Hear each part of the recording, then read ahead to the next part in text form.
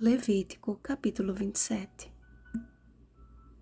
No entanto, nada do que alguém dedicar irremissivelmente ao Senhor, de tudo o que tem, seja homem ou animal, ou campo da sua herança, se poderá vender nem resgatar. Toda coisa assim consagrada será santíssima ao Senhor. Versículo 28. Os votos e os dízimos constituem a parte final desta coleção de normas estabelecidas por Deus, conhecido como Código de Santidade. O voto consistia em uma espécie de acordo do homem diretamente com Deus, visando o favor divino a fim de alcançar uma determinada bênção. Ana, por exemplo, fez um voto com o Senhor, prometendo dedicar seu primeiro filho exclusivamente a serviço dele, caso ele lhe abrisse a madre. Voto este que cumpriu ao entregar o menino Samuel aos cuidados do sacerdote Eli, ainda em tenra idade. Fazer um voto a Deus implicava um sagrado compromisso que culminava em uma oferta específica que era levada ao santuário pelo votante. O voto implicava compromisso, gratidão e plena confiança na provisão divina. Conforme o sábio Salomão, melhor é que não votes do que votes e não cumpra. Eclesiastes capítulo 5, versículo 5. O dízimo, por sua vez, foi estabelecido como uma prova de fidelidade e antídoto contra a avareza.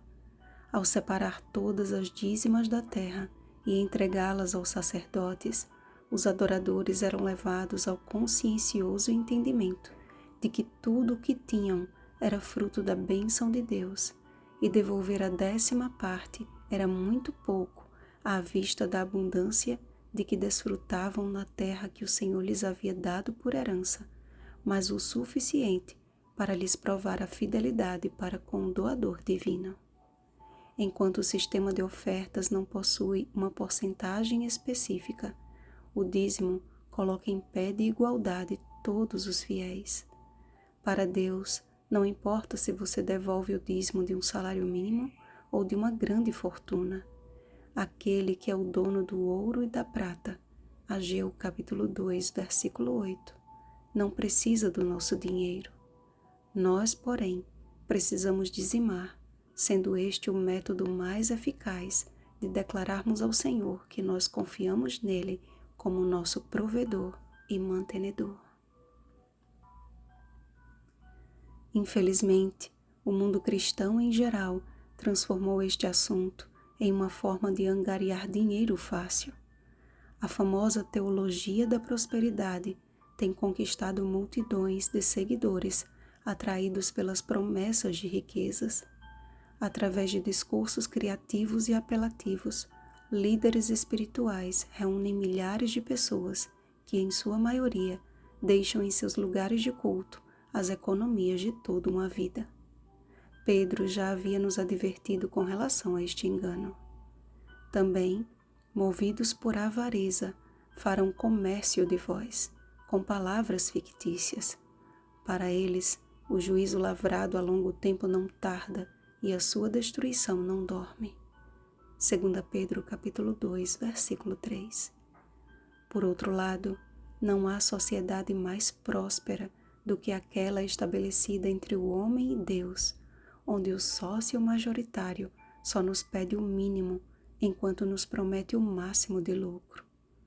Trazei todos os dízimos à casa do tesouro, e provai-me nisto, diz o Senhor dos Exércitos, se eu não vos abrir as janelas do céu e não derramar sobre vós bênção sem medida. Malaquias capítulo 3, versículo 10. A fidelidade nos dízimos e nas ofertas não é uma questão material, mas espiritual. O mesmo Deus que declara, não furtarás, Êxodo capítulo 20, versículo 15, é o mesmo que não muda, Malaquias capítulo 3, versículo 6, e que continua a advertir o seu povo.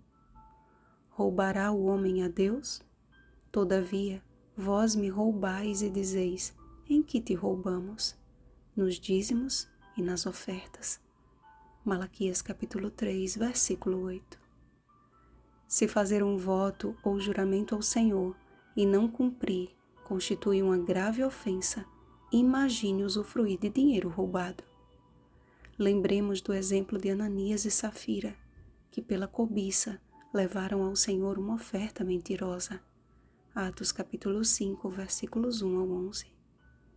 Ao entregar ao Senhor os nossos tesouros com inteireza de coração, o Espírito Santo nos concede mais da fidelidade de seu fruto e menos nos apegamos às coisas deste mundo. Porque o amor do dinheiro é raiz de todos os males, e alguns nessa cobiça se desviaram da fé e a si mesmos se atormentaram com muitas dores. 1 Timóteo capítulo 6, versículo 10. Há bênção e verdadeira felicidade em fazer a vontade de Deus. Que a nossa vida e os nossos bens declarem que tudo o que somos e o que temos pertencem ao Senhor. Que possamos dar ouvidos às palavras do nosso resgatador. Não acumuleis para vós outros tesouros sobre a terra, onde a traça e a ferrugem corroem e onde ladrões escavam e roubam. Mas ajuntai para vós outros tesouros no céu, onde traça nem ferrugem corrói, e onde ladrões não escavam e nem roubam. Porque onde está o teu tesouro, aí estará também o teu coração. Mateus capítulo 6, versículos 19 ao 21. Vigiemos e oremos. Bom dia, fiéis servos de Deus. Rosana Garcia Barros.